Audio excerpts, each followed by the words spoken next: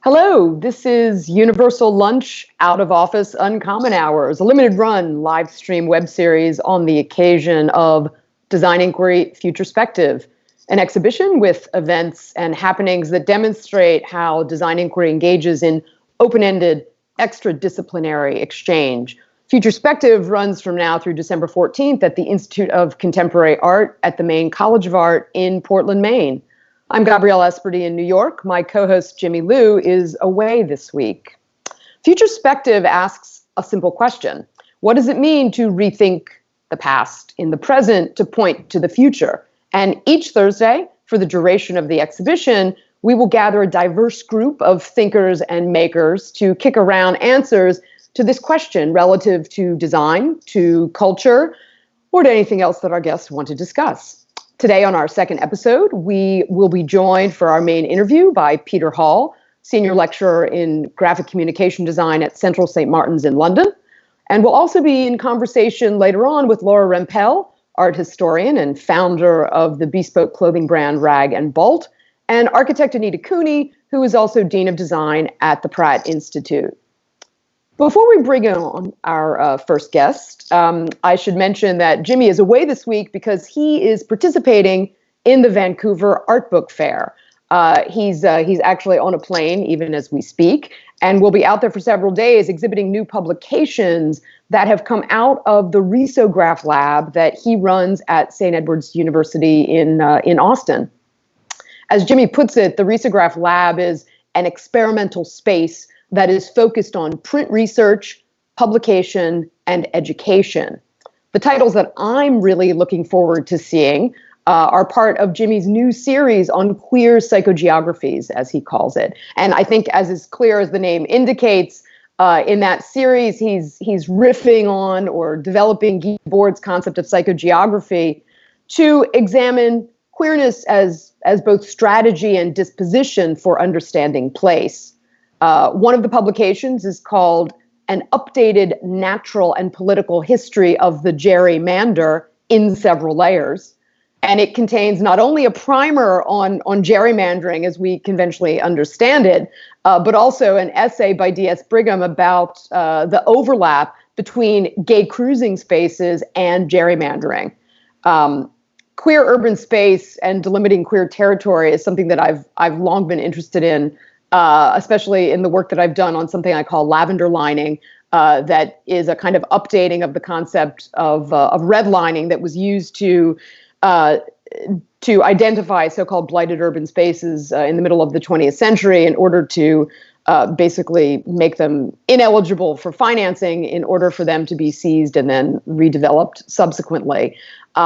When Jimmy gets back, I am sure we're going to have plenty to talk about with respect to both the Risograph Lab and his series on queer psychogeographies in particular. I also want to take this opportunity before we bring on our first guest to engage in a bit of shameless self-promotion.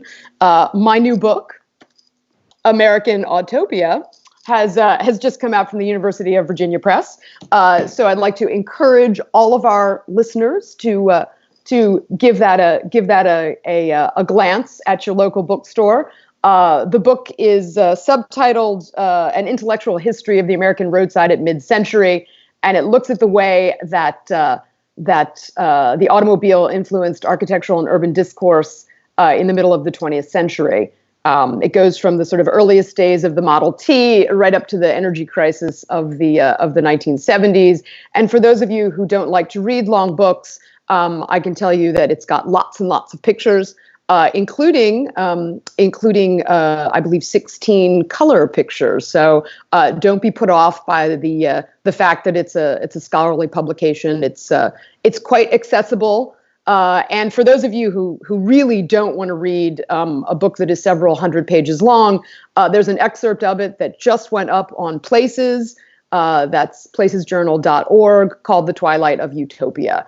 Trying to decide if there's any other shameless self-promotion that I should engage in this week.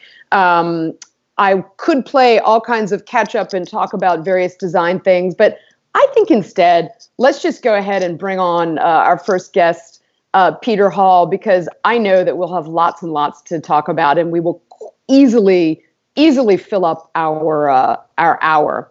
So let me introduce Peter in a very official manner. Peter Alec Hall is senior lecturer and course leader in the Bachelor's Honors Program in Graphic Communication Design at Central St. Martin of the University of the Arts in London. His research focuses on mapping and visualization as critical and participatory practices. Peter has directed design programs and taught across the globe. Before he arrived in London, he was at Griffith University in Australia. He taught at University of Texas in Austin. He taught at Yale University for a number of years. His written work has appeared in a range of publications that are really too numerous to mention, both professional journals as well as scholarly journals. He's contributed kind of critical essays to the Routledge Companion to Criticality in Art, Architecture, and Design, which came out in 2018, and Encountering Things, Design and Theories of Things that came out from Bloomsbury in 2017. He's also been an editor of a number of volumes. He's got a forthcoming book coming out any day now, which he will tell us about. See, I'm forever optimistic. And he is also co-founder of DesignInquiry and a current board member and, shall I say, agent provocateur of that thinking and making collective and nonprofit that he describes as an alternate universe. Peter, welcome. Thanks, Gabrielle. That's a lovely introduction. And I really do think we should talk about your book. Nah, we don't need to do that. Although I'm sure there are lots of overlaps in terms of kind of the notion of criticality and participatory practice. Yeah. One of the things the book deals with is the idea of driving as social practice, which is not something that I, by any means, discovered. But what I did do was to trace that back kind of to discourse in the middle of the 20th century, kind of earlier than people had previously understood. But we'll come back to that. Let's start with really important stuff. What did you have for lunch today? Oh, pasta. I had pasta with pesto, which is refreshing for me because I usually take sandwiches on my bicycle to school.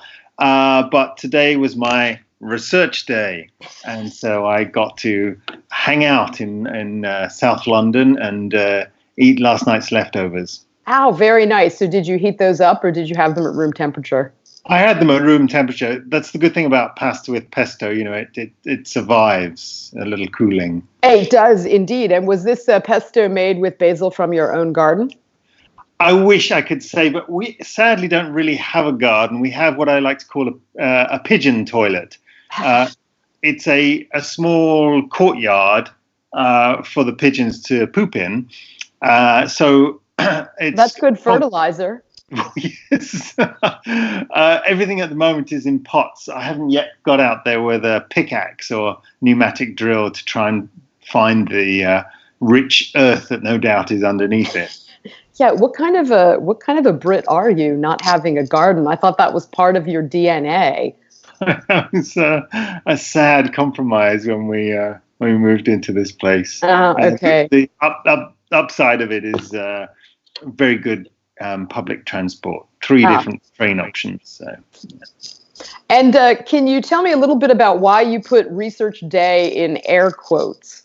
Yes, because as an academic, I am on a research pathway, and we're coming up to what we call in the UK the Research Excellence Framework, which is when the government measures how much research universities have been producing and awards them funding based on the quantity and quality or the rigor, originality and significance of their research. And so my role is partly to monitor or participate in the monitoring of the research that's going on and prepare the ref submission. So that's you might call it research, but it's also research because I'm really organizing other people's research. And the other reason for the ironic air quotes was that British universities really love to overload academics with an insane amount of administrative work. And so the research day gets sort of eaten away until it becomes a research hour or a research 5 minutes. So I enjoyed my research morning, and I can count this as a research hour too. Oh, excellent. Well, here at Universal Lunch, we're always happy to further someone's scholarly agenda. I wonder how one will spin the significance and the contribution to scholarship that our conversation about pesto, how that is related.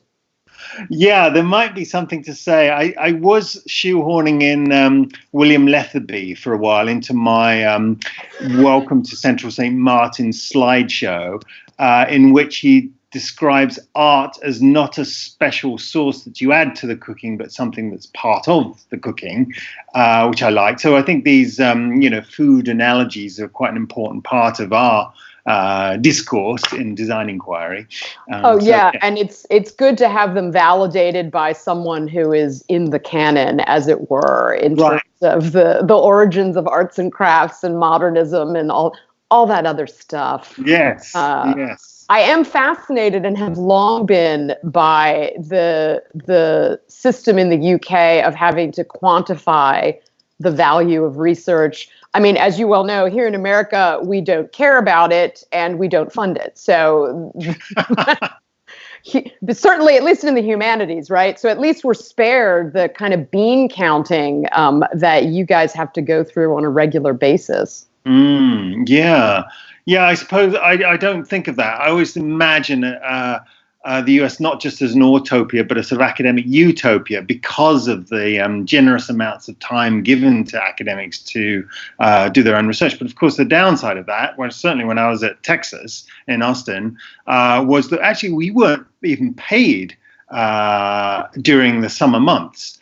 We were given 9-month contracts and expected to sort of make our own way for the 3 months that we weren't teaching. And so, yes, I suppose that liberty comes with some hardship too.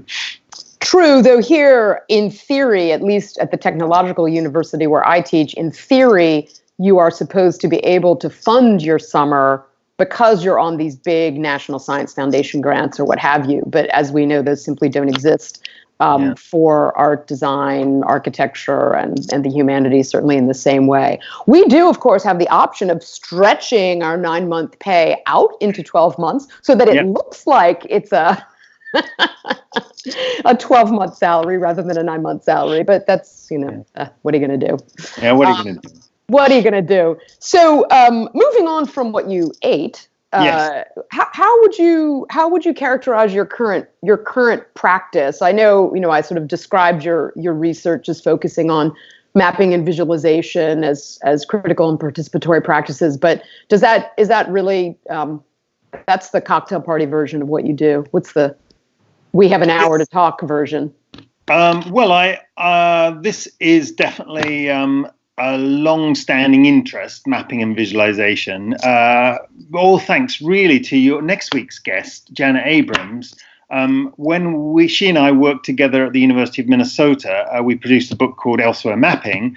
And this struck us, mapping and visualization struck us as a really good way to knit lots of different design disciplines together, and an interest in sort of the complexity of modern life and urban existences and virtual and networked societies and so forth. So that sort of got the ball rolling for me. Having written a couple of books that were more graphic designy, it was a thrill to be able to move absolutely into a sort of clearly multidisciplinary space. And in fact, most of the people that still ask me about elsewhere mapping are architects or architecture students, such as the one I I'm meeting tomorrow, who's doing his MA in a related area. So mapping and visualization is definitely central. The book you mentioned in your intro, I sometimes frame as a kind of follow-up to Elsewhere Mapping. But this time, 10 years on, people have become a little more critical of those dazzling visualizations of data that we were so in love with in the early 2000s. I should just interject there. That book came out in 2006, so it really was quite early in terms of thinking through both as a practice and as kind of thinking through the cultural meaning of all those visualizations that we were so enamored of. We did try to. I think we did quite successfully not subscribe to the kind of information is beautiful bubble that has since risen and maybe been partly deflated. So we tried to organize that book into mapping territories, mapping conversations, mapping, which was my favorite bit.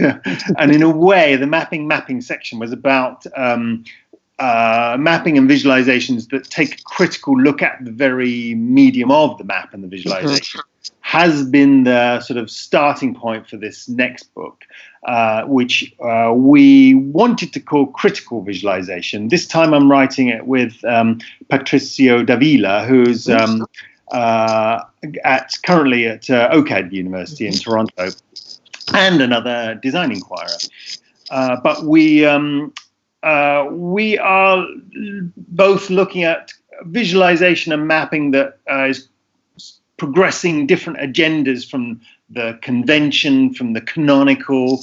We're looking at work that challenges the sort of Tufte-esque idea that data is sort of honorable and neutral and must be clearly presented, and that's the only goal of the visualizer, is to be faithful or true to the data. So we're trying to step back a bit and ask, actually, what is this so-called thing called raw data? As Lisa Geidelman has used that phrase in her book, raw data is an oxymoron. So we're asking that question: where does data come from? What is evidence? And then how do we think critically, and how do we make critical visualizations? It's interesting too, because I think one of the things that's happened because of the, let's call it the information revolution, for lack of a better way of putting it, is that data has in essence become mainstream. I mean, it's become far more part of everyday culture than it certainly was 2 decades ago, say. And so we think about it in very different ways. To what extent does that shift from data as this thing that scientists utilize, whether they're social scientists or kind of hard scientists, that they gather and utilize, to the ways that, say, humanists use data or designers use data? Do you think there's been a kind of shift there in our understanding of what data is? I think there's been an acknowledgement all along that data is gathered at a certain place at a certain time by certain people for a certain reason. The humanists versus the scientists is interesting, because I think probably neither ever thought their data was neutral, but somehow in the popular imagination it came to seem that. And perhaps the more a set of data became codified, then the more black boxed it was and the less it was challenged in the first place. So it seems to be connected to that other area of interest of mine, which is that the way in which the sort of actor network theory idea of the way in which our designs become black boxed and then somehow impenetrable. Their agendas are obscured by design. I'm not sure that answers your question, but I like it. I like the idea that we are, there is a complexity of a variety and a diversity of views of data. And perhaps the function of this book and this research is just to simply sort of tease those out a bit more.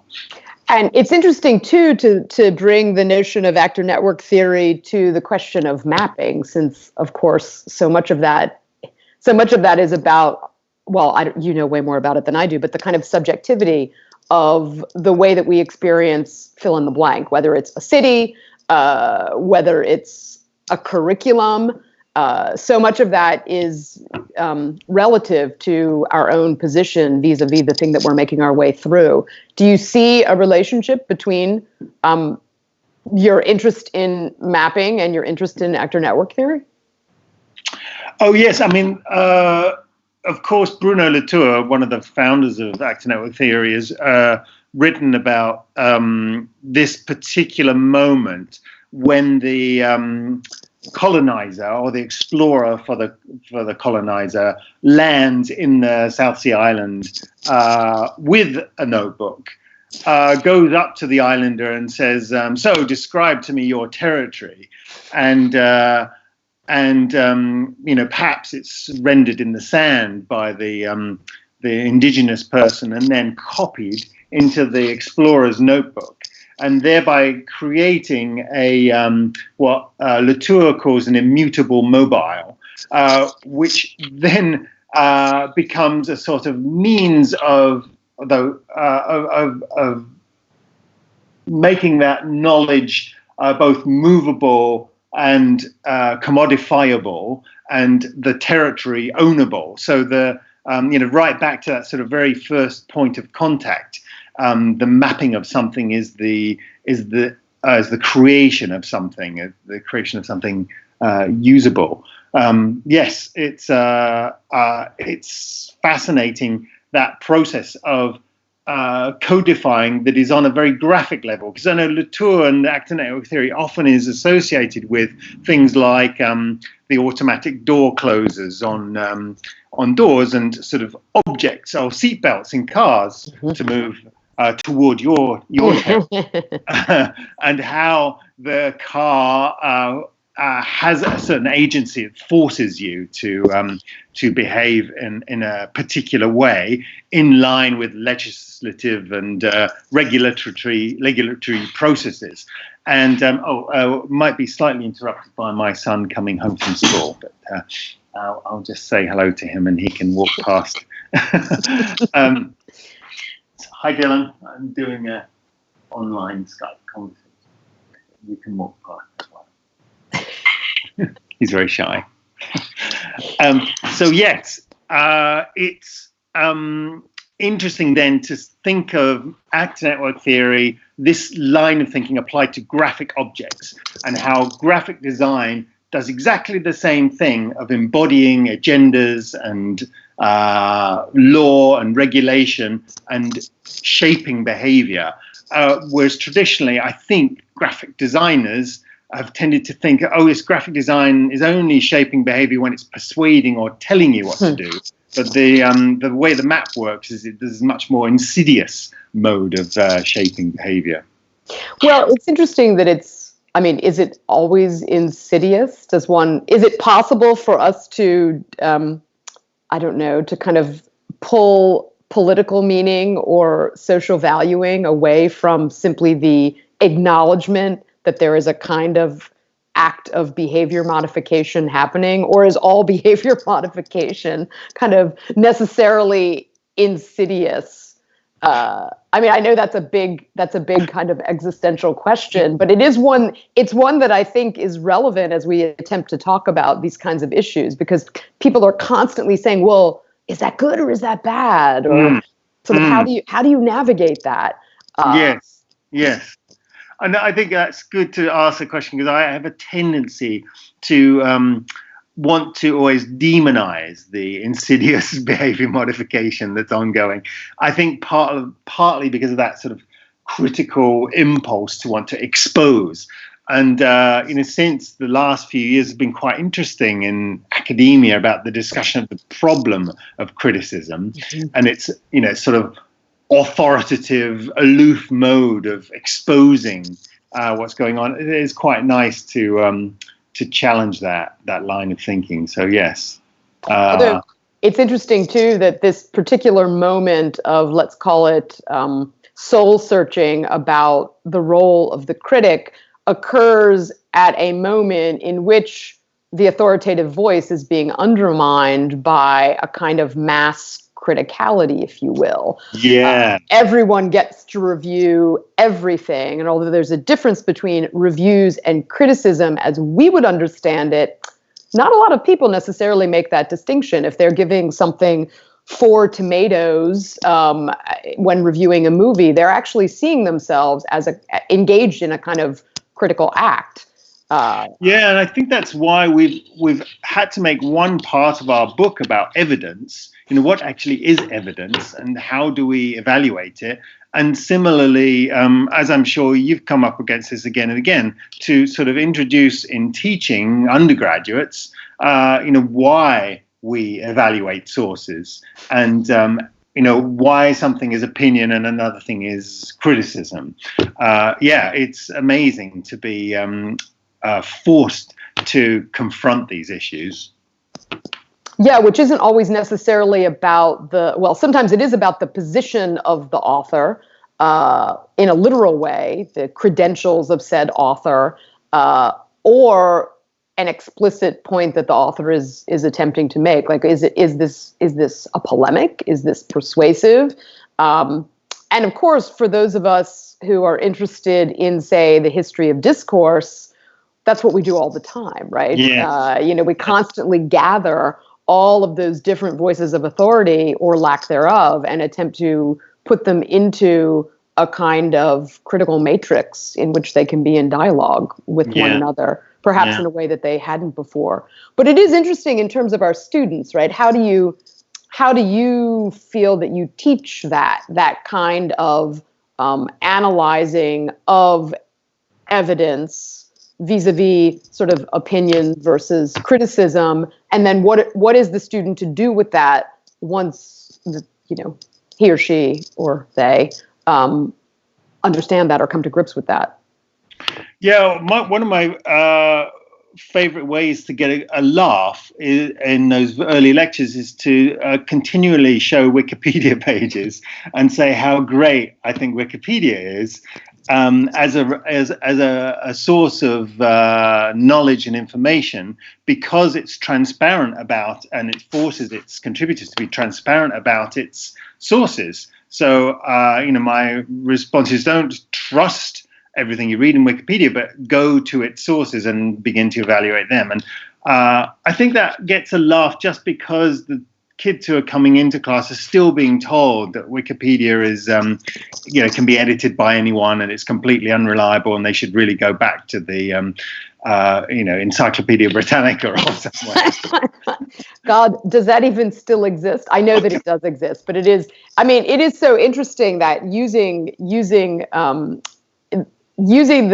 the simple ubiquity of Wikipedia as a point of reference.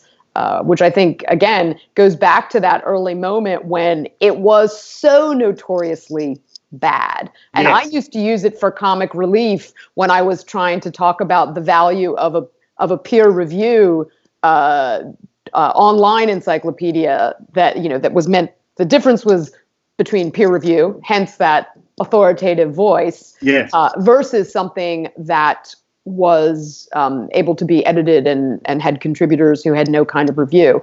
But of course, that was more than a decade ago, right? And if we think about Wikipedia, that's the equivalent of, a century, if you will, in terms of the evolution of kind of disciplinary knowledge or any other kind of knowledge. Right. And so now, in fact, while Wikipedia is still sometimes really, really wrong, because of that insistence on the source material, it makes it much more valuable than it used to be. Yeah. I find that, there's a whole bunch of challenges in introducing undergraduates to research processes. And, that's, I think the evaluation of sources is one of them. Another is a kind of tendency toward a sort of pseudo-scientific notion of a survey, and sort of wanting to sort of rush out and interview people regardless of where this particular sample is coming from or what questions one is asking them. So yes, it's a complicated area, but I guess the key is to encourage thinking critically about who is saying this, when are they saying it, why are they saying it, and But that brings us to the next thing I'd like to talk about, since we've brought up students and education. And one of the things that we're trying to do every week here at Universal Lunch is we're very interested in the work that you're doing currently, but we're also interested in a kind of genealogy, if you will, of tracing that current work back to sort of formative experiences or things that you were exposed to in your education. So I'm wondering if you can perhaps draw that through line backwards, or unpack some of those important ideas or experiences that brought you to the kind of work that we were just discussing. Yeah, I think that actually relates to what we were just discussing directly, because one of the pieces I wrote, or essays I wrote fairly recently in the Routledge Guide to Criticality, was a kind of spin-off of my PhD, where I was reflecting on my own background as a journalist. So I did my undergraduate degree in English literature and philosophy, landed a job in London. I did a postgraduate thing in London College of Communication, then the London College of Printing. So after that, I landed a job on a weekly design magazine in London called Design Week, and started on this sort of strange road of being a reporter, trained in this sort of Harold Evans tradition of objectivity, and where we were told to cut ourselves out of our stories completely. You only got a byline if you had a headline story, otherwise you got nothing. The voice of the writer was not meant to be present at all. You were meant to be an impartial sort of BBC style, but think about, sort of 40 years ago, right. Neutral reporter who just goes through the who, what, why, when, how, and gets to the point and writes in a sort of pyramid format, so that any point the story can be cut to fit in the column grid. So it didn't feel like it was lacking an ending. You never actually needed to write an ending. So that process then of learning to be a neutral reporter, news reporter, interviewing people in quite a fast-paced newsroom. I mean, we were sort of literally yelling down the phone people, trying to get them to talk to us, if they didn't want to be interviewed about how many people they'd laid off or what job they didn't get. It was a very sort of business of design type publication. But that process of gathering and reporting and interviewing, I then took to New York when I joined ID Magazine, and was working as a freelance writer for various other publications, eventually Metropolis. And really, that's the sort of connection, I think, to the present, is reflecting on the value of evidence and reportage and journalism in creating critical arguments. And to sort of come back again to Bruno Latour, or actor network theory, is this idea that the critic is someone who assembles and doesn't dismiss. So, his famous diatribe against critique, has critique run out of steam? He is very much having a go at this sort of detached Baudrillardian version of critique, which sort of takes a distant, aloof view of images of things, and then sort of comes up with a grand pronouncement that sort of dismisses it. Whereas Latour is saying, no, the critic should be someone who assembles. And so that was really the thrust of my essay in the Routledge volume, to say, if the critic is assembling, can they not be assembling from a sort of in a journalistic manner from their own reporting experience? And do you think that you started your early career as a journalist at a time when there really were only print publications? Yes. Is that correct? Yeah. Yes. So the computer had already appeared in the newsroom, as it were, but it was only being used as a means of preparing of typing, of word processing, et cetera. So. Yeah. Do you think that the fact that you started your career in a, shall we call it, a more limited universe of print publications had any impact on this, or do you see a kind of change in terms of criticism or journalism with the shift to online publications and to a kind of opening up of the universe of publishing? Yeah, it was quite dramatic, the impact on my career, because what had been a fairly reliable revenue stream as a freelance journalist.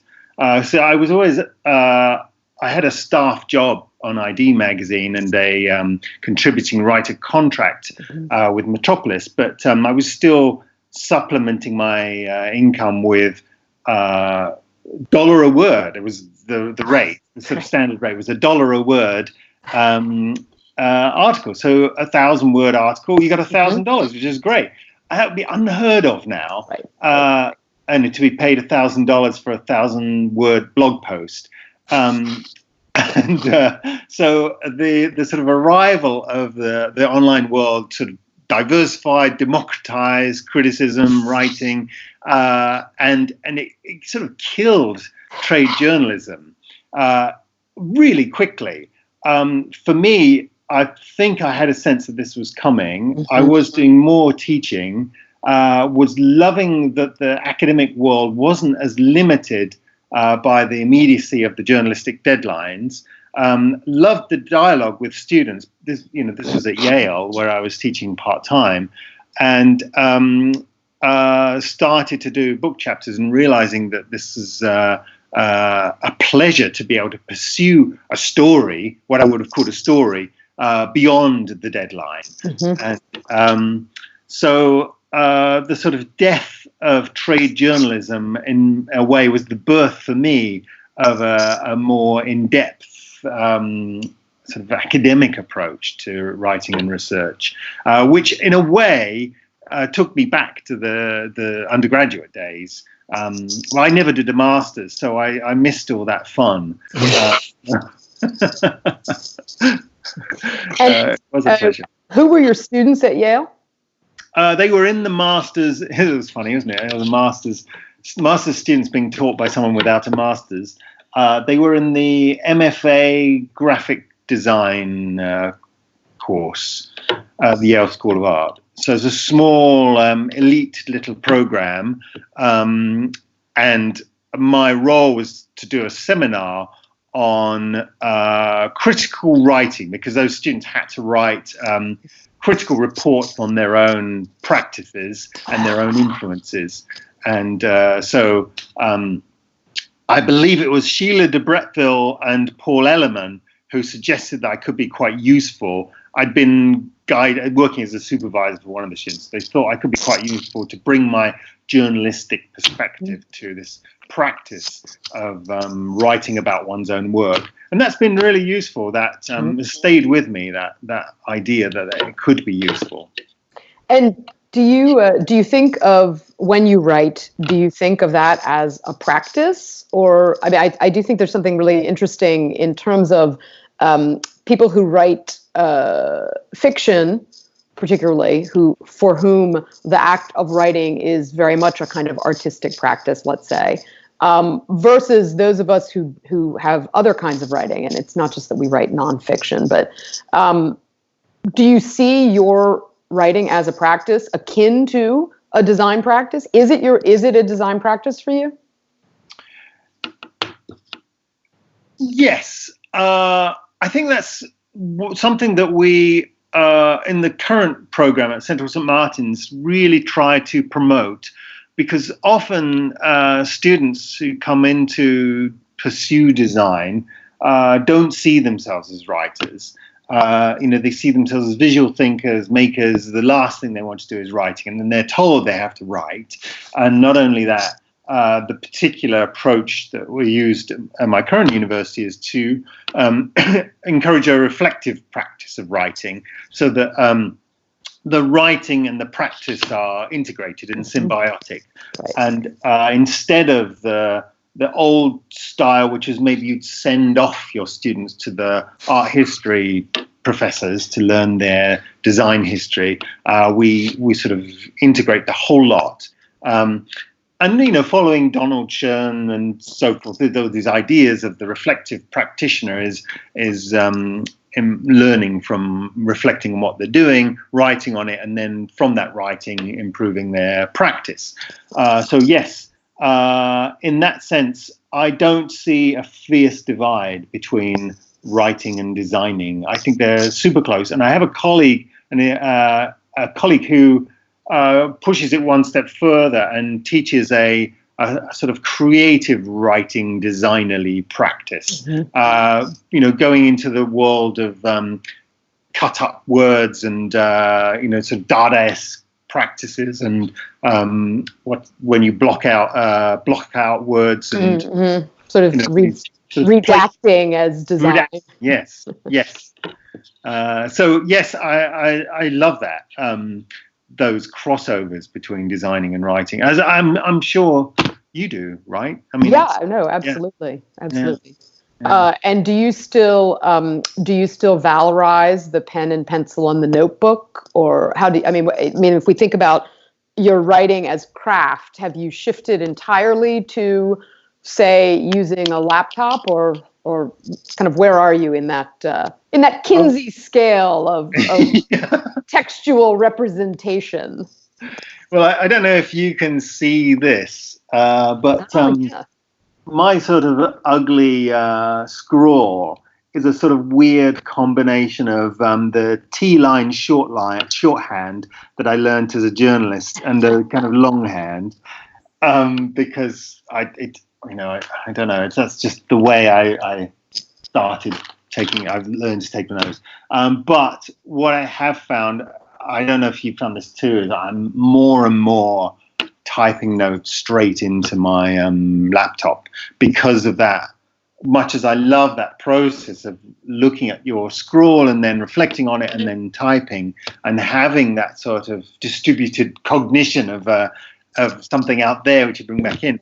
This, what I alluded to earlier, this sort of crazy admin overload has made me realize that I can actually cut quite a useful corner there by typing notes directly into the screen. I tend to do both now. And unlike you, I don't, you still use a typewriter, right? Sometimes. I do, but it's a kind of, it's for the spectacle itself, right? A spectacle of one, right? But it's for the sort of the way that it breaks the routine of the regular either scrawling notes during somebody's lecture or typing when you're in an archive or what have you, or just working on a given text. And it's true, though, it has that value because it is not the norm, so it doesn't seem oppressive. It seems actually like it is a kind of creative act, and I think that's what's useful about it. Any of those things that break the routine. And I have another little book which I'll show you, which is my sort of special personal. And this has, so this has my sort of more journal type entries. There's quite a fierce separation between these two. So this is sort of meetings, taking notes when I don't want to be as intrusive as the tapping onto my laptop. And then this is for, those lovely reflective quiet moments first thing in the morning, or over a cup of coffee on the way to school or on a plane. Somehow in that moment, when you're taking off on a plane, it's just there's a sort of great moment of reflection that happens. I like. Yeah, the isolation of it when you're not allowed to have any of your devices out, or they're on airplane mode, or what have you. And a final question on those notebooks: do you always use the same kind? Are you that kind of an obsessive? I've dabbled with that. I mean, I was a real Moleskine devotee, the one that's this size. Yeah, soft cover. Well, no, I was liking the hardcover for a long time. This is actually a freebie. It hasn't held up very well. It's sort of falling apart, as you can see. And then I had a Moleskine about this size that had about 2 years of journal entries in it. and I lost it in Toronto. And I still haven't quite got over that, the sort of loss of a chunk of one's life. Of course, there's still photographs and memories, but somehow there's quite a pleasure in flicking back to a year ago and realizing, oh my God, I was really worried about that. Or, or I thought that was an original thought. Right. Let me get back to these kind of formative experiences, because we talked a little bit about your sort of journalistic career and that kind of segueing into an academic career. How do you think?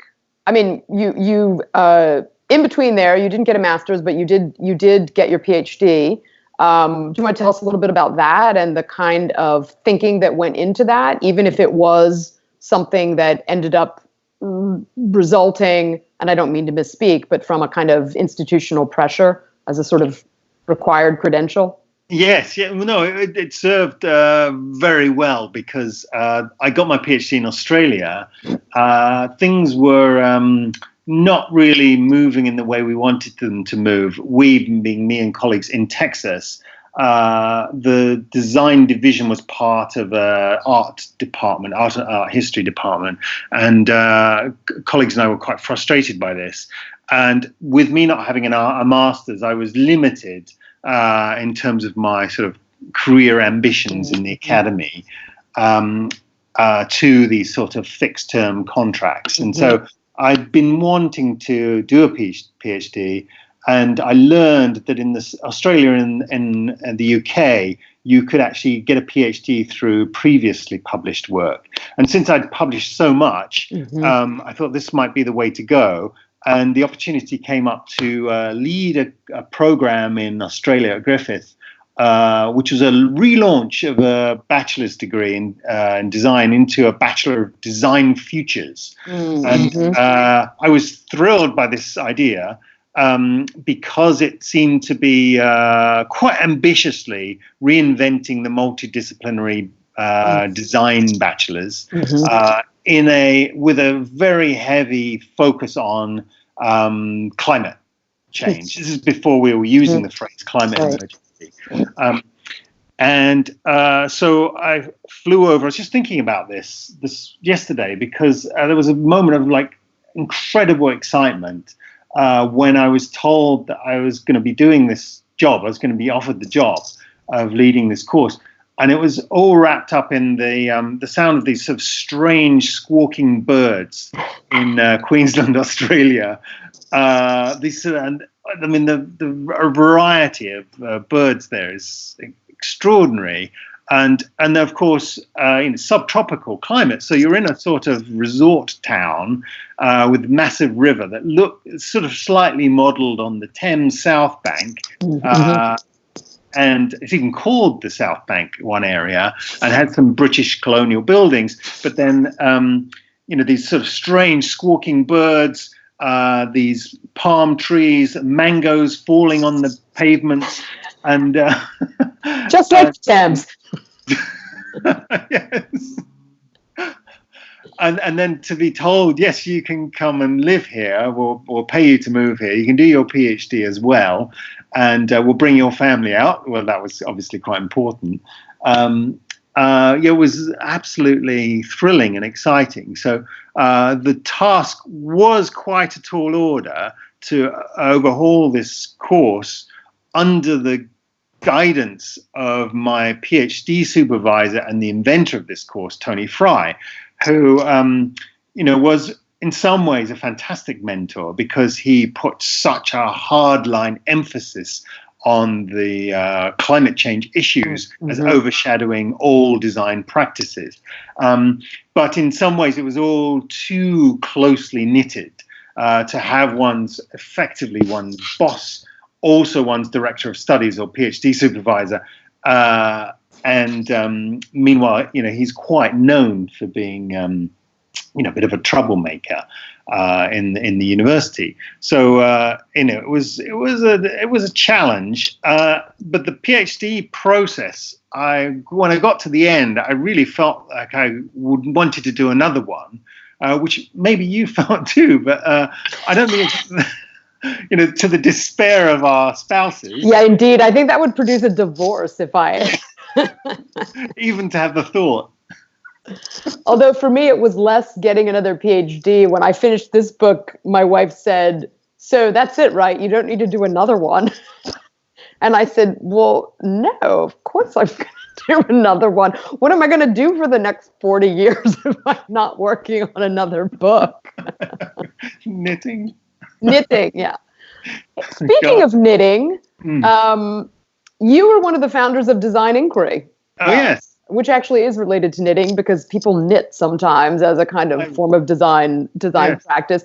Can you talk a little bit about, and I thought of this in particular as you were discussing at various points, the excitement about jumpstarting a new program or rethinking kind of curricular issues and pedagogical and methodological issues. Can you tell us a little bit about your, let's say, original aspirations for DesignInquiry, or how you saw your role in being a founder of this as kind of related to all the other stuff you do in your day job and whatnot? Yes, so it was probably around 2002, 2003 when Margot Halverson, who I'd met in the previous decade as part of the main Summer Institute in Graphic Design, she came to visit New York with Mellehammer and said, "We're done with the main Summer Institute, this whole masterclass idea. We want to reinvent it and have something that's a bit more of a flat hierarchy with a variety of design gurus, let's say, involved, and where the participants and the teachers are on the same level playing field."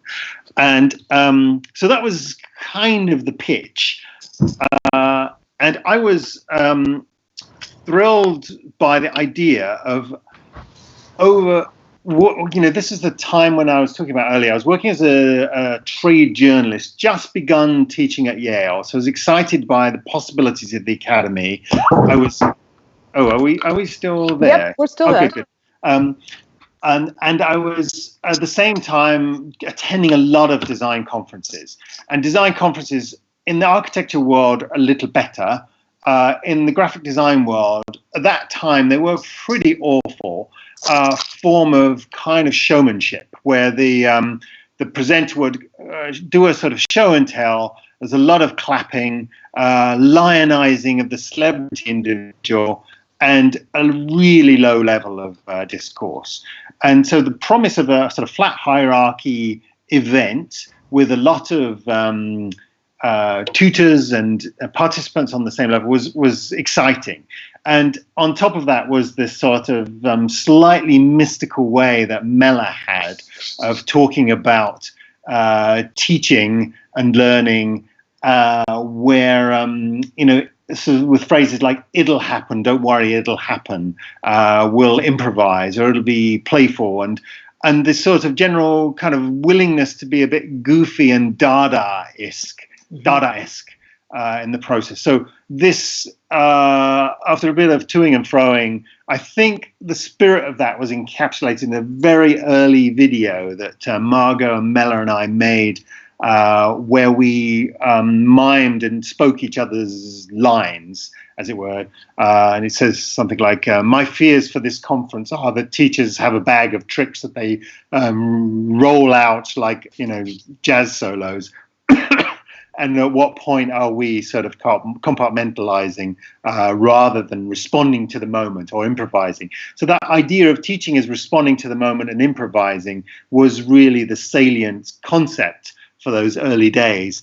And as well as getting away from the show and tell, clap, clap, clap, dog and pony show format of the conference, with something smaller, more intimate and more improvisatory. Yeah, something in which everyone is both dog and pony. Right. And just for folks out there in the Webiverse, that was a reference to Melle Hammer, the Dutch graphic designer who was also one of the founders of DesignInquiry. So you've remained involved in DesignInquiry over the years and still continue to serve on the board. And as you know, since you were there at the opening, the DesignInquiry exhibition Futurespective is currently on view at the ICA in Portland. Can you connect the work that you've done with DesignInquiry or to your larger kind of design and writing practice to something in the future of design? If you think about one of the things we've been trying to do is re-examine the past and the present to point to the future. How would you like to point to the future? Yeah, well, for me, I think like a lot of us, DesignInquiry, I think you refer to it in your book, your new book, as a liminal space that's sort of somewhere between one's career or one's, the academy and then one's personal life. And I thought that summed it up really nicely because for me, I called it a parallel universe because, it sort of seems to operate under its own rules and only occasionally, when it intersects with the current universe, it tends to sort of throw it out of whack, and then you recalibrate. And when you're in the parallel universe, it can be quite exciting and thrilling. Over the years, DesignInquiry has definitely informed my teaching in a big way. This idea of the teachable moment, that there's improvisatory, there's practices, there's learning that happens, the teacher learns at the same time as the students. This is all really important. The idea that the learning extends beyond the reading or the writing. Sorry, I've got a call coming in. That's all very important going forward, because your question was not about what I've learned from DesignInquiry, but where I see things going. I do think that one of the most important things about this liminal space, this sort of space between the personal and the professional, is it allows us to be us and to challenge the kind of conventional thinking that we're often forced to partake in our daily professional lives. The sort of, the sort of bureaucratic measuring in the British universities talked about earlier, or the what will they think if I do this, or what will the impact of this be, or what will the bean counters say? So to bring personal practices into the professional world continuously, I think is also connected to this. Thoreau, Henry David Thoreau had this practice of examining the self. It's a bit like Socrates, the unexamined life is not worth living, where you continually are questioning the voice of the they in your head and asking yourself, am I living the life that I have promised myself or that I've committed myself to? Is my daily practice matching up with my ideals? And I think why this connects to the future is not just personal. I think it's really important as more coming back to this sort of measuring, commodifying, quantifying, surveilling existence that we have to live in the contemporary city. For example, I live in the city that's probably, I think, got more CCTV cameras than any other city. The world where everything is mapped and measured and then recommodified. The idea that there is still space for that liminal personal discourse is really vital. So whatever happens with DesignInquiry, I think what it's awakened, the importance of this liminal space, is really close to my heart and will continue to be important. Yeah, that's a nice, very poetic also, thinking about the way in which there's great value in recognizing the connection. I was going to say in having a foot in both worlds, but God help us if we only live in our professional world. But I do think that recognizing the kind of continuum between our personal and professional worlds in the way that one feeds another. And maybe that's actually that is a nice segue to the final question I have for you. Yes. As we begin to kind of sort of think about wrapping up our conversation. Yep. The etched in vinyl, you can't say etched in vinyl, stuck in vinyl on the storefront of the ICA currently for the Futurespective are the words "a state of design being." Can you sort of ruminate on what that phrase "a state of design being" means to you, and how you might leave our viewers with your own kind of Thoreau-esque self-examination of a kind of existential state of design being? Yes, I think the state of design being is the antithesis, the opposite of a state-designed being. Nice. Okay, now unpack that a little bit for some of us who may not be such fancy semantic thinkers. So the state-designed being, I thought of this as because I was reading about cybernetics and the sort of emergence of this idea of that behaviors, movements, desires, purchases, everything can be quantified, measured, predicted. Policing can move into predictive realms based on large amounts of data. Of course, data is central to my research interests. So the dangers of our reference of data are central there. So the designed being is the quantified self, the one we both voluntarily, and when I do it, and when I go running, I turn on my Strava, I measure my route, I glow with pride and boast if I break my personal best on a 5K. There's a sort of low level quantifying of oneself, and then a sort of meta level of quantifying oneself and one's life. And maybe I'm more attuned to it being in this sort of now back in a culture where they sort of built an empire based on measuring people. But it's really thrown into sharp contrast to me why that sort of state-designed being, the one that wants to produce productive, healthy citizens who are monitoring their self in order to reduce the costs on the healthcare system, and keeping themselves fit and watching their diet and self-improving, this sort of neoliberal self that is the state-designed self versus this liminal, strange, personal, unrepeatable, unduplicable, the one that can't be duplicated or cloned self. And that's the state of design being that I'm interested in celebrating. And I think, much smarter and more articulate people have said things along these lines. And I think Felix Guattari had something lovely about artistic cartographies. Artistic cartographies being our sort of, one of our last refuges to overcome this sort of state-designed being or counter it. So yes, that's where I believe a future might lie.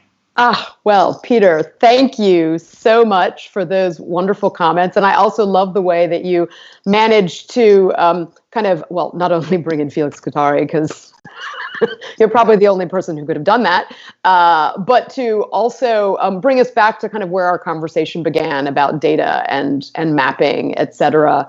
And thank you so much. It was a complete pleasure having you as our first guest on Universal Lunch, and we hope to continue our conversation into the future. So thanks again to Peter Hall, who was joining us from London. A pleasure. Thanks so much for having me, and I will look forward to the next segment. Excellent. Thank you very much, Peter. Bye. Bye.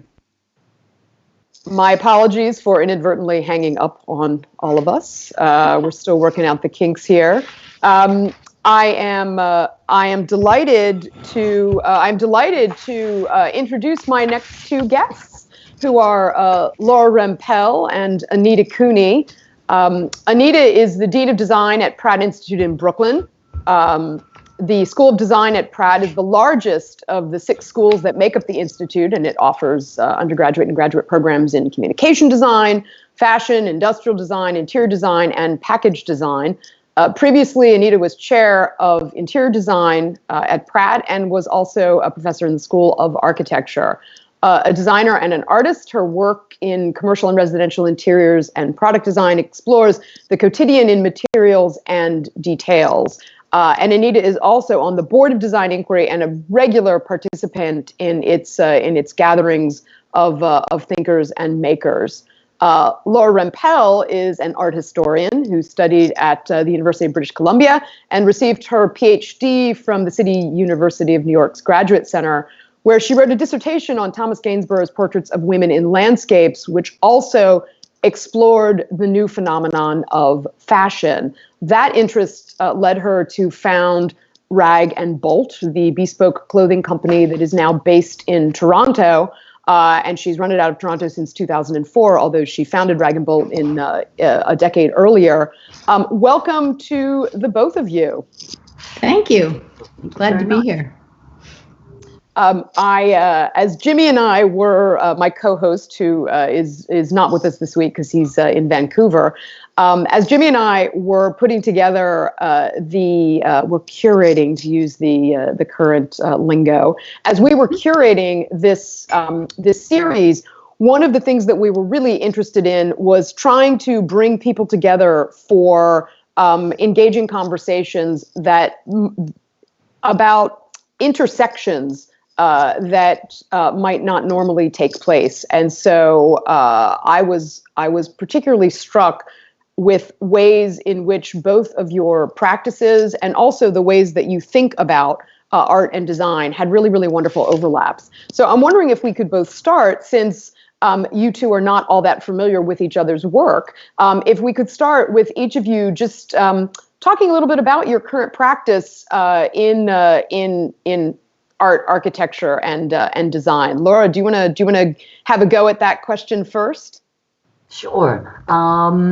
Well, I'm pretty much swamped with Rag+Bolt right now because the autumn collection is being shown tomorrow, and a client from 5 years ago, when I first moved to Toronto, called me in a panic last week and said, "I'm moving to Costa Rica.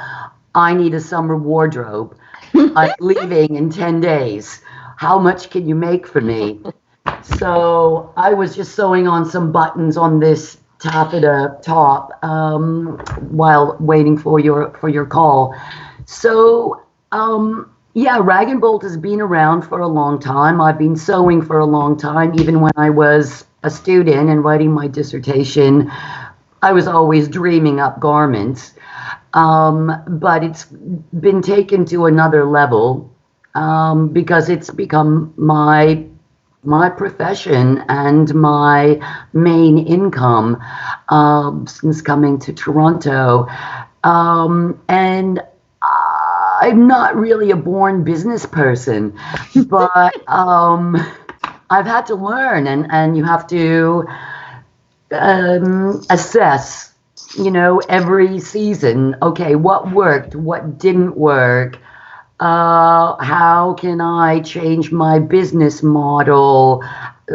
Things like that. So, the sewing, it just gets better and better. The designing gets better and better. The clients become more and more addicted. That's good. Because once you wear bespoke clothes, you don't want anything else. But it's now the learning curve is really, how to run this business in, the most efficient way that I can. So does that answer your question? It does indeed. So you feel like you're in a moment now where part of this is simple production because you have these new kinds of deadlines. And then there's also the realities of running a business. Yes. Do those two pressures, those kind of joint pressures, what impact do they have on the idea of Rag+Bolt as your creative practice? Do they, how do they feed it, or? That's a very good question, because they're not separate roads. They have to keep intersecting. And I don't see it as limiting my creativity. I see it as challenging and directing my creativity. Mm-hmm. Like I have to make it fit, because I have to be satisfied. I have to be fed creatively, but it also has to make sense, you know? So so this very last collection, which I'm showing, I changed everything, because before that, every time I showed a collection, which was usually 3 times a year, I would just make as much clothes as I possibly could for 3 months without really seeing them. I just wanted to make as many fabulous things as I possibly could, so that everybody who walked in the door would fall in love with at least 4 things. But then I ended up with, 75 garments that, and maybe half of them didn't work. Well, didn't work in that nobody nibbled. Right. Mm-hmm. So what am I going to do with them? So this time I kept it. It was very directed. All the colors make sense. All the shapes make sense. It's a consistent silhouette. There are only 3 skirts, mm-hmm. 2 trousers, 3 jackets, 1 waistcoat, and 4 tops. Mm-hmm. That's it. So the kind of trimming away of excess, allowing the kind of essential items to emerge. Yeah, and that's exactly right. The essential garments, and I think it'll be a lot less confusing to the clients, because in the past, what do you do looking at 75 one-of-a-kind garments? It's too much. It's like 3 set Thanksgiving dinners at once. It's too much. Yeah. Excellent. Thank you. Anita, how would you answer that question? Just to how do you want to characterize your current practice in art, architecture, design? Well, I have to start with sort of if Laura's talking about the business, I would say I'm talking about the business of running a school, and the way I actually find that a creative practice, and it's both. I don't think of that as a necessary defense, but really the thing that I find so interesting about it is that what you're doing through business, through structure, through organization, through supporting other people, is creating culture. And it is a design problem. It's got constraints, it's got limits, it's got time parameters, logistics, financial constraints, all of those things that drive and challenge any design solutions one might dream up are the same kinds of pressures. And I think I use the same strategies of thinking, well, how can I solve a problem that is both pleasurable, amusing, clever, and enriching for whatever is the particular situation. And so in one sense, it's seamless in that way. And then the other is recognizing that reality. The kinds of projects I do are sort of on the side, and above, around, and behind that present and most prominent activity of being the dean. So I have ongoing sewing projects of these, what has been something that, again, a lot of them inspired by work at DesignInquiry or prompts from various gatherings. For example, the year that the prompt was about make do, I not immediately, but later started doing a series of scarves that are really color block studies, color being one of my passions as from being an artist and a painter very early on in life. So those color block studies are sort of ecclesiastical in character as scars, and it started from taking lots of leftover fabrics and simply making them into these wraps that I've given to. I've got this long list of friends and important. Yes, Gabrielle has one.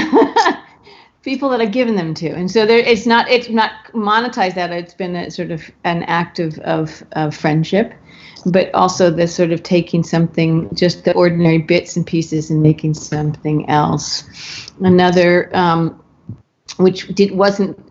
is, and Gabrielle knows this one as well very well, had to do with trying to think about how to be creative within short bits of time, because that's what I had, and resulting in making what I would say basically drawing with Excel and doing, again, color studies using the cells in an Excel spreadsheet to visualize Sudoku puzzles and transform them. And upstairs in my studio right now is felt laid out that's to eventually to make these, that's been sitting there for a while, ready to move forward on a series of whether they be wall or floor pieces that are inspired by that with felt blocks.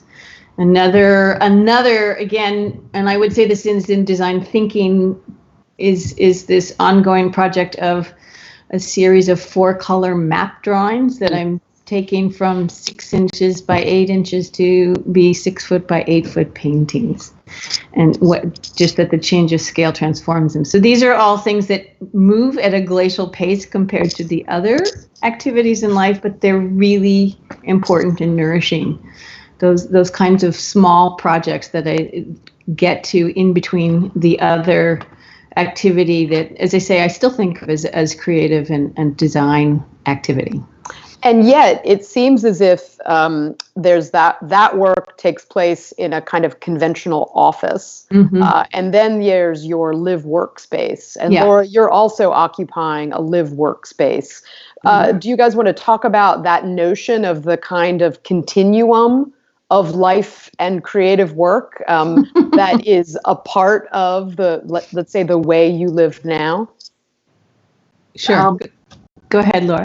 Well, I'll just say briefly that a few months ago I moved into a 2-bedroom apartment, so I now have a designated room, my atelier, the Rag+Bolt atelier, and it's amazing. But right now I'm in my designated living space, and I don't know if you can tell. But this is just for now, because I do cut in the living room, because that's where I can have a really large table, and the collection rack is out because this is where the salons take place. But in my last small one bedroom apartment, it got to the point where the only places I could relax and not be surrounded by my work was my bed and my bathtub.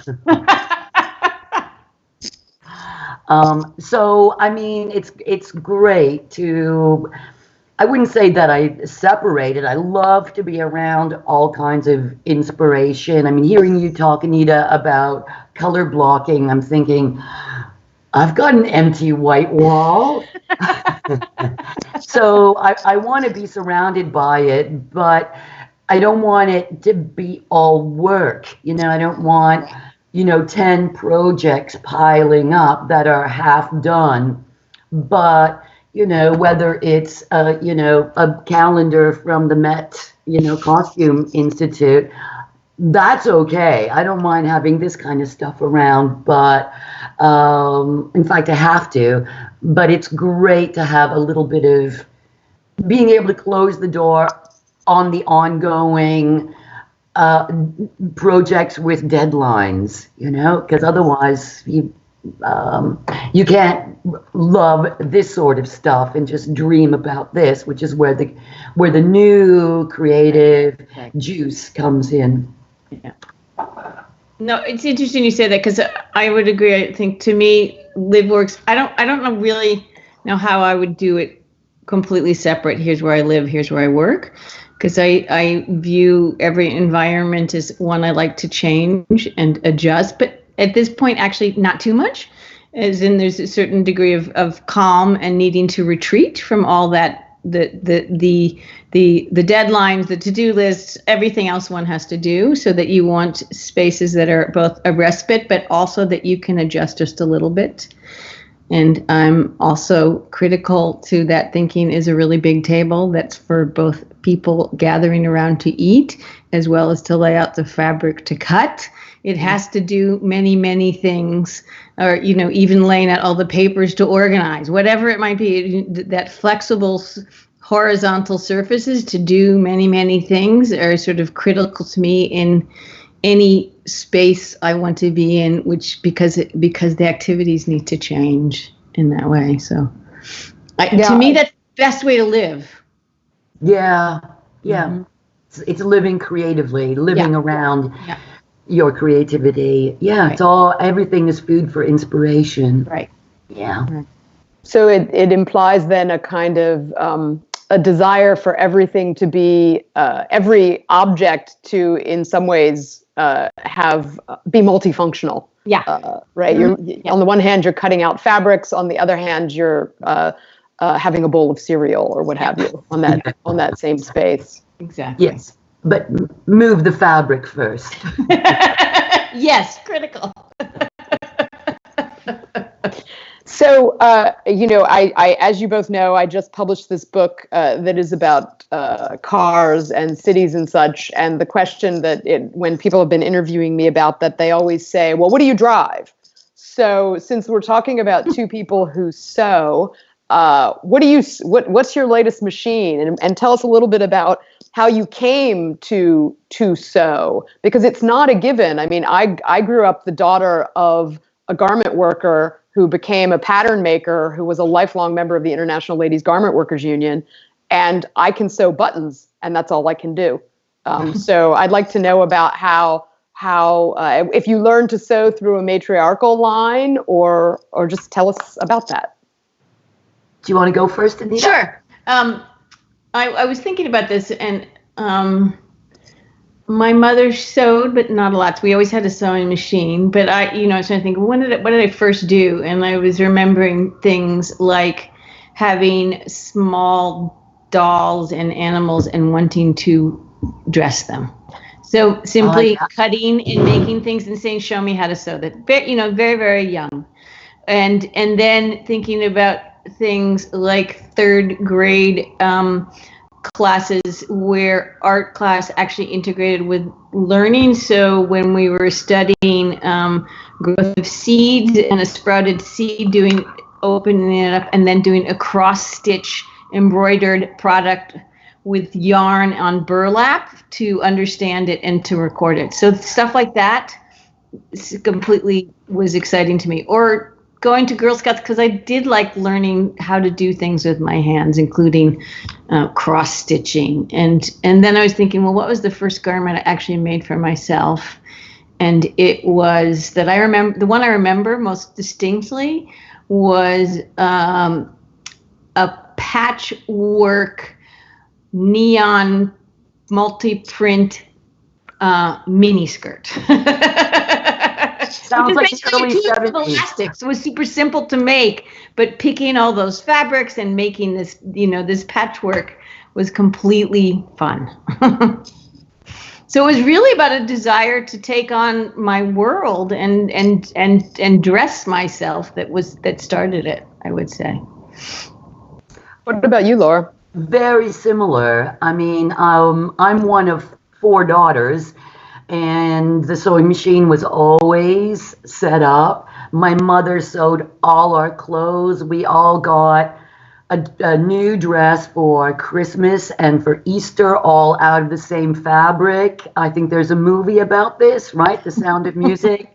And once one of the girls reached puberty, she got a different design than the younger ones. So, I mean, the sewing machine was always there at a very young age. I started helping out my mother. pinning the fabric, cutting the pattern, sewing on buttons. Some of us graduated from sewing on buttons, but it's amazing how many people find even sewing a button a challenge. It's true. My very first garment that I made totally by myself, my mother in the shadow, as tutor or emergency worker, was a turquoise plaid seersucker long-sleeved shirt with a collar. Wow. Yeah, That's pretty sophisticated. Yeah, very sophisticated. I think I was about 13. But like I said earlier, once you're used to bespoke, I remember Saturdays, at least one Saturday a month, going to this giant, fabulous fabric store with my mother, with the big Vogue pattern books, and picking out a pattern, picking out fabric, touching fabric, imagining what they could be.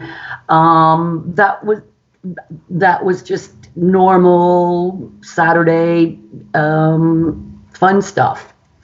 But then, so I was never afraid of sewing. I was never afraid of taking scissors to fabric and imagining something new.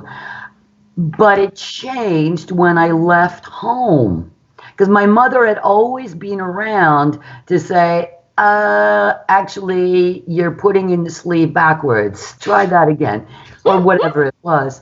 But when I moved to Vancouver, after about 6 months of wearing the same, limited clothes that I'd brought along, I thought, I got to get some new clothes. And going to the shop and seeing how poorly clothes were made, and they're much more poorly made now than, in the 80s and 90s, I just thought, I got to get a sewing machine right away. So I did, and kind of never looked back. But, it's not that I make every single thing that I wear. I also find things in charity shops and church bazaars, because, those old garments are often made of incredible fabrics that you can't even get anymore. Right. And if you can get a big, oversized A-line coat from the 50s, you cut that up and you can make all kinds of things. So that's a lot of fun. And what kind of machines are you both using currently? Well, I've got a Kenmore overlocker, which is made by Janome. It's a real tough steel body workhorse. And then I have another Janome, which they call the heavy duty. It's sort of a domestic industrial. That's what they call it. But if you've ever sewn on an industrial machine, it's nothing like an industrial machine. And then a couple of years ago, I won a sewing machine. I call it my jackpot sewing machine. And it's also a Janome, but it's sort of the top of the line. It's all computerized. It makes fabulous buttonholes. And, the three of them together, I just feel I'm so lucky, because they're very, very reliable, and they all do different things that, make my life really, really easy as a sewer. And the other parts are still hard, but what have you got? I've got a very simple Singer from the early 80s that I bought when I got out of college, and I'm still using it. I can at school go and use the industrial machines, which is truly a completely different experience. There's nothing, it's not even similar to me to a very old, say old metal Singer sewing machine, which are also wonderful to use because they're so simple and so direct. But the industrial machines are scary in their power, but fabulous in that same power as well. Yeah. It's power and speed. But you don't have the control. That's right. Yeah. So really intricate, curves and things. I did a workshop. I don't know if you're familiar with about 3 or 4 weeks ago. The group called the Rational Dress Society, who have done this sort of, I would call it a fabulous embodied project where the two women who started it, they teach fashion. They're based out of Chicago, but they've designed this pattern for a jumpsuit. And so, and it's not so much that everybody should be wearing jumpsuits here into the universe for forever, but they have, I think it's almost 4 years, they have worn in various different fabrics their jumpsuit design, and only that. I've read about them. Yes. And so they did a workshop, and I dragged a friend, and we went to it, and it was interesting because they had some very nice brand new machines, but the whole, your body memory of where you make the bobbin, or where you put it in reverse, you realize how much you are actually attuned to one machine in a way that's just second nature. And so that was fine to use this other machine, but it was just like getting to know someone else again, someone new again. So I absolutely agree with that. I mean, when I changed from one machine to the other, Janome, not the overlocker, they have a different reverse method. And it's like, if I've been working on one for a week and I change, it's like, oh God, right, the reverse is up here. Yeah, it's. So they do start. That really made me realize how much this, sort of, if I'd been lusting for a new machine, maybe not, because the one I've got is doing just fine, and until there's something really that I need it for, or I can't solve with the industrial machines at school, I should just stick with something familiar. This relates to another question that I had for both of you. What gets you going when you think about fashion and making clothes? Is it about the design? Is it about the craft and structure? Is it about materials? Or maybe it's all of those things at once? Materials for sure. Shape, silhouette. Wanting to be able to, seeing new ones and liking the shape, or finding them exciting or beautiful, interesting. I just respond to it all the time. It's hard for me not to respond to them. Mm-hmm. Yeah, me too. All of the above. Fabric, absolutely. Right. I'm always looking for fabric. But I would say also film. Ha! Yes. I mean, yeah. I saw Casablanca again a little while ago, and all I could think about on the way home was that skirt that she wore. I'm going to make it, and it's going to be called the Bergman. And so actually, the Bergman is a very is reflected in the collection, but it just was. I mean, she's beautiful, and obviously she wears the clothes really well. But this skirt was just so perfect, the way that it moved, and then of course you have to find the right fabric, and it's a black and white film. So it's like the color was not a problem, but I just had to find the right kind of fabric that would imitate the movement that she displayed in the film. What scene in Casablanca? Because I keep thinking of her wearing, I guess they were two-piece ensembles, but I think of them more as dresses, perhaps. It's the scene where she's with her husband, and they go to the bar. It's called the Americano, right? Or something like Cafe Americano. Rick's Cafe American. Rick's. Yeah.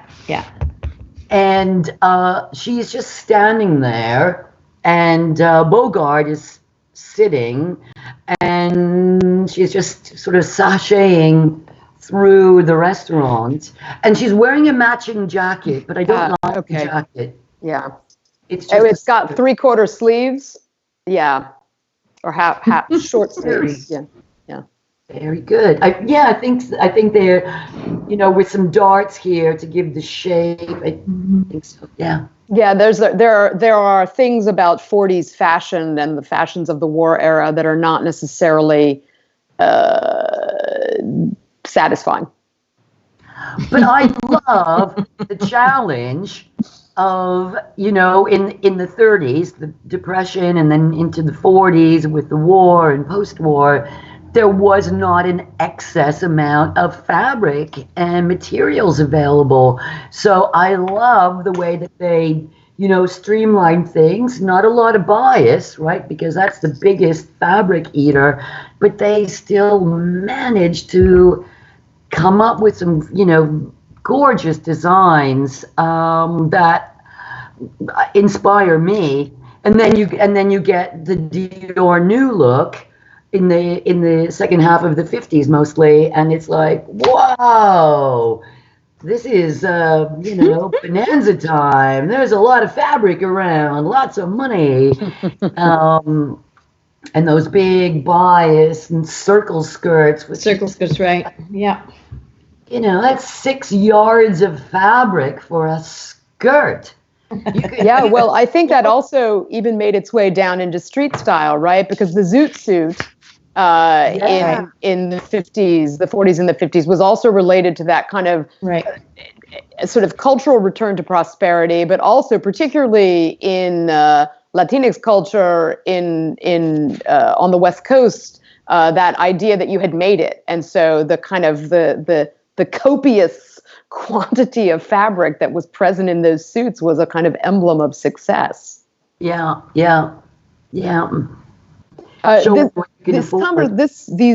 responses prompt me to. I have kind of two related questions. One is about kind of technology and the role of technology in how you see that influencing this kind of nexus of art, design, and fashion.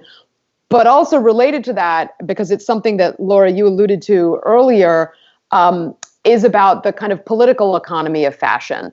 And particularly as that relates to both mass customization, fast fashion in particular, which I think is that kind of race to the bottom in terms of cheapness, et cetera, versus pret-a-porter, haute couture. I mean, I guess these all exist on a kind of a scale of sort of economic realities. And those, of course, have political connotations. So how do you guys want to respond to everything that's mixed into that kind of question or issue? Well, I just want to say one thing quickly, is technology can be mostly, as it relates to clothing, fabric manufacturing, clothing manufacture is mostly very, very terrible, because they're just figuring out ways to make more crap as quickly as possible and make fabrics that are so toxic.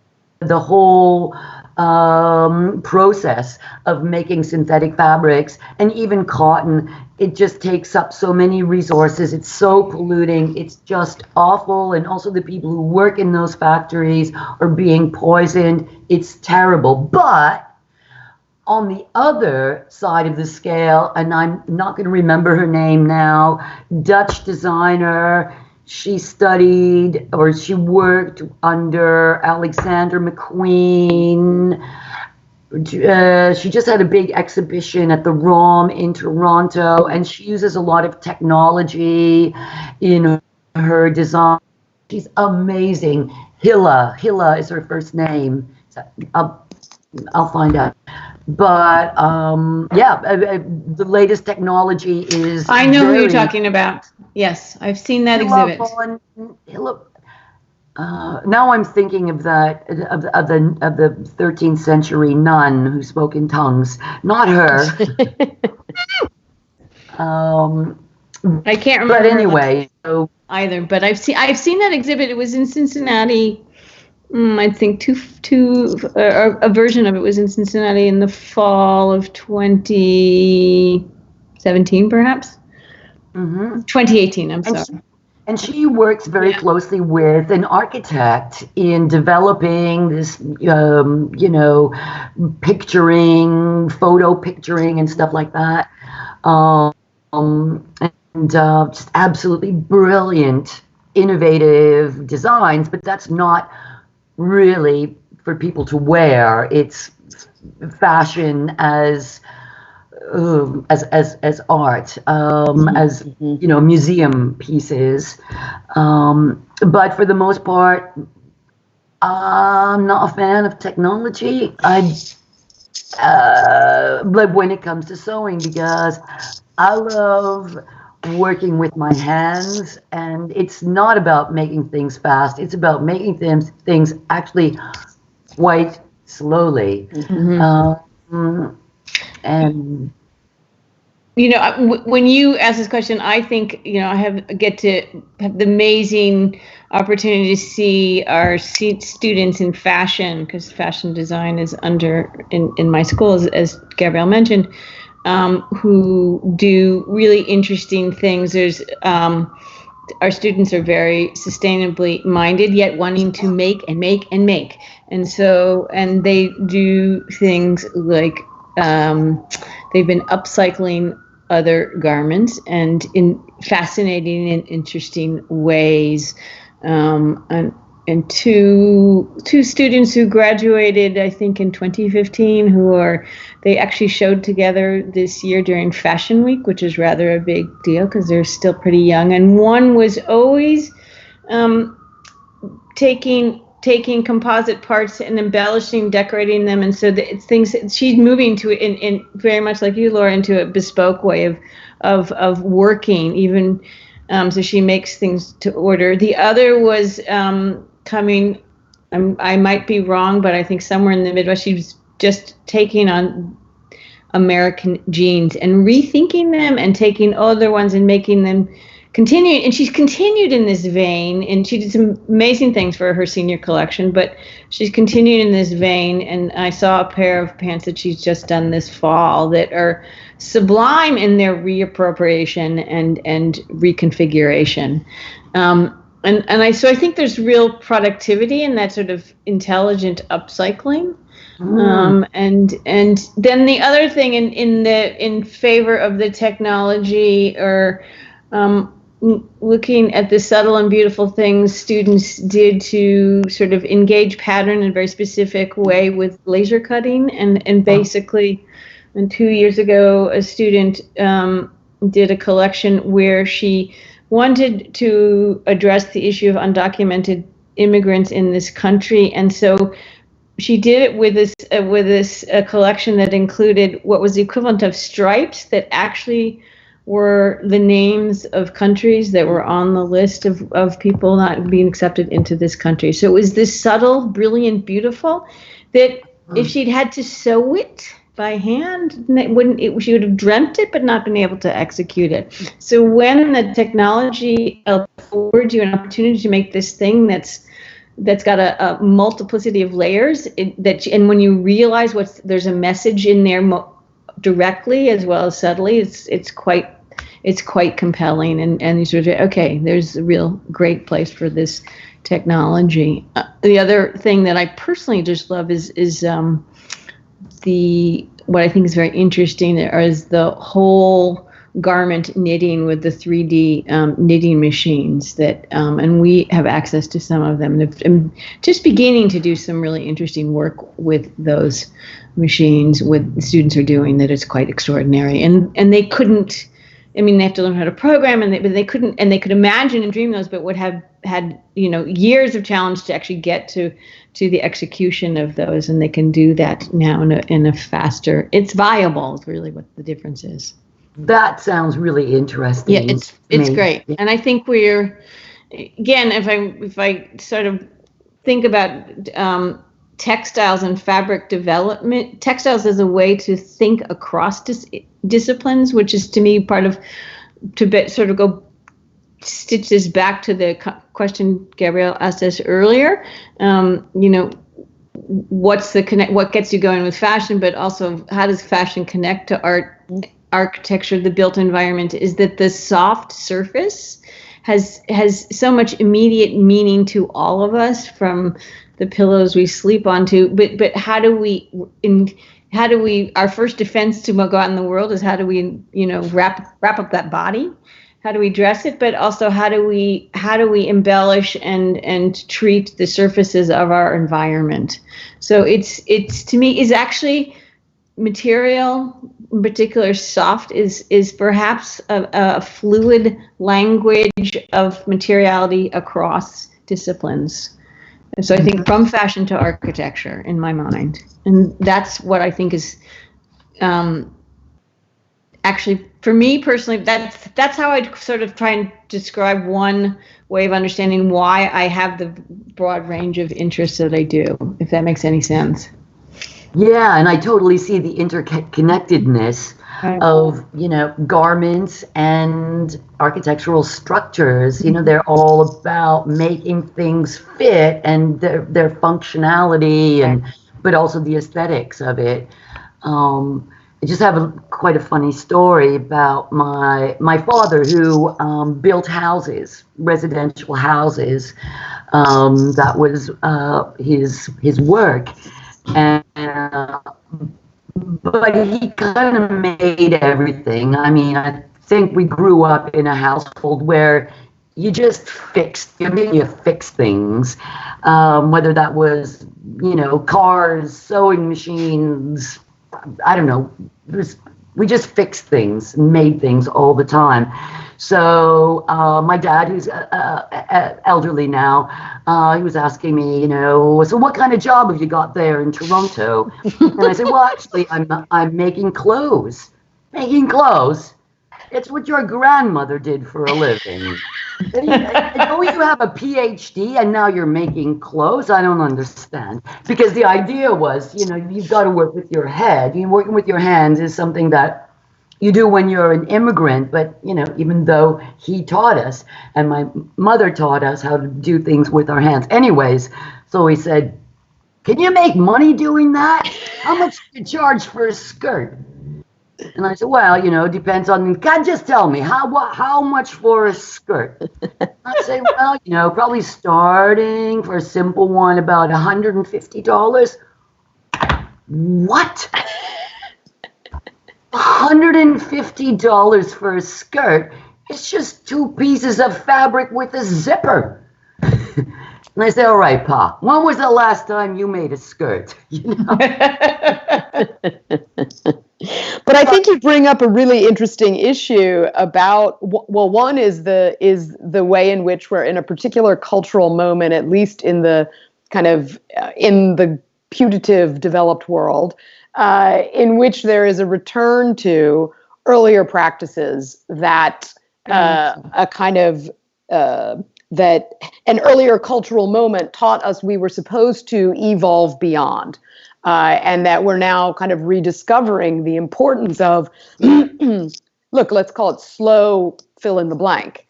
Right. I mean, I think you were both kind of describing that process in which we value craft, individuality, customization, all of these things that somehow in an earlier moment we, and I don't mean us particularly, but a kind of earlier cultural moment, we thought were no longer as important. Right. They were old-fashioned, and yeah, and I mean, I think it's about that tension between quantity and say quality. But we're almost out of time, and I certainly don't want to have the last word. So Jimmy and I customarily have been asking people what you're reading these days, what you're watching and listening to. I'd love to ask if do you listen or have something visual going on in the background when you're working? I usually play music, and right now I can't stop listening to this, which is a compilation that LaRue put together. It's probably 8 years old, but I just rediscovered it, and she's got like Doris Troy, Japan, Heaven 17, Tears for Fears, and it's all like disco pop, and I find it very good for work. Yeah, gets me going. Yeah. I love it. How about you, Either Anita? that or Mozart. So, I will put the radio on in the background for rather than reading the paper and things like that. But that's not when I've been doing less of that and trying to do more of music, and because the sort of the realizing that the talking chatter in the background doesn't really work as much. But I don't know that I can tell you what I'm listening to except for the beat.